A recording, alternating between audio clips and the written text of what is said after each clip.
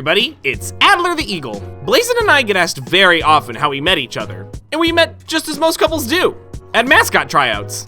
While in college, I was the school mascot, Charlie Cardinal, and at the end of every semester, we held tryouts to find new Charlies. It takes a certain type of person to be a mascot, and with all the former Charlies graduating, we had to find some good replacements. Some of the tryouts were okay, and most were not great.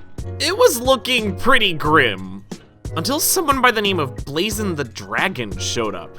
Blazen was a complete natural. His dancing skills were fire, he was comfortable in suit, and he adjusted to the character so well. It was almost like he'd done this before. After each tryout, we do a small interview. In his interview, he said something about being a freelance mascot.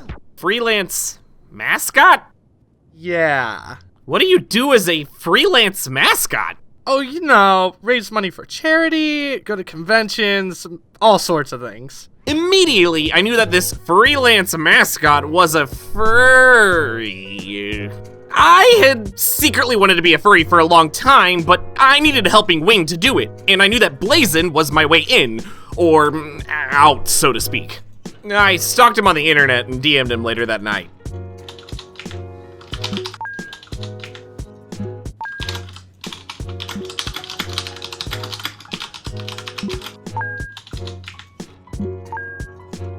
After that, we just started hanging out all the time.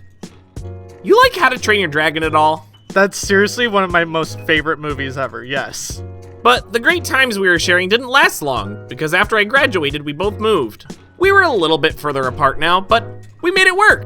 Blazen and I had only been hanging out for about 4 months at this point, but we were already best friends. Our favorite kind of adventures were amusement parks. We had so much fun riding all the rides, and we'd go every chance we could. Our favorite amusement park to go to was Kings Island in Ohio. We spent the entire day riding awesome rides, and we decided to end it on a nice ride on Windseeker. We jumped on, the ride lifted us up, and Romantic Flight from How to Train Your Dragon started playing. 300 feet in the warm summer air with our wings spread wide, listening to a song from our favorite movie. More than anything, I wanted to hold Blazen's hand. That's the moment I realized I was falling in love. It was the scariest and best ride of my entire life. A few months before this, Blazen told me he was gay, but I didn't know if I was or not. I had always considered myself somewhere on the asexual spectrum of sexuality, but I had never considered the possibility of being romantically attracted to a guy. But these last few months had been so much fun, because nobody had ever made me feel the way Blazen did. So a few weeks later, I gathered up as much courage as I could possibly find, and I asked him out. And he said no. That was heart-wrenching, but also very valid. He didn't want to goof up what we already had going. We gave it a little more time, and eventually he decided that, yeah, we should do a relationship. Love was in the air and all was right with the world. Until I realized that I would eventually want to tell my family. I had no idea what they would think or how they would react, but Blazen and I were in love, and I wanted them to know him just like if he was a her.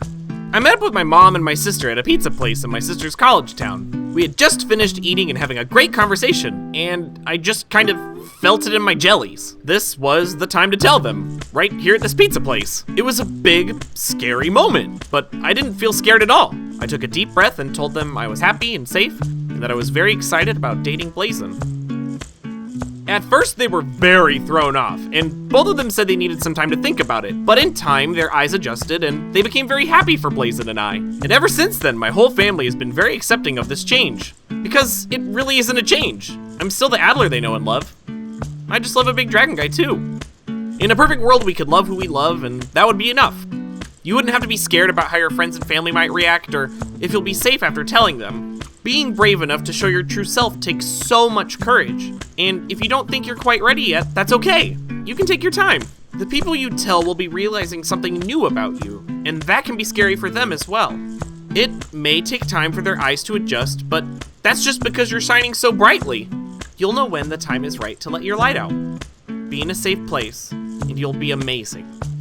Be proud, be you, and help someone smile today. Bye. Remember the time you drove all night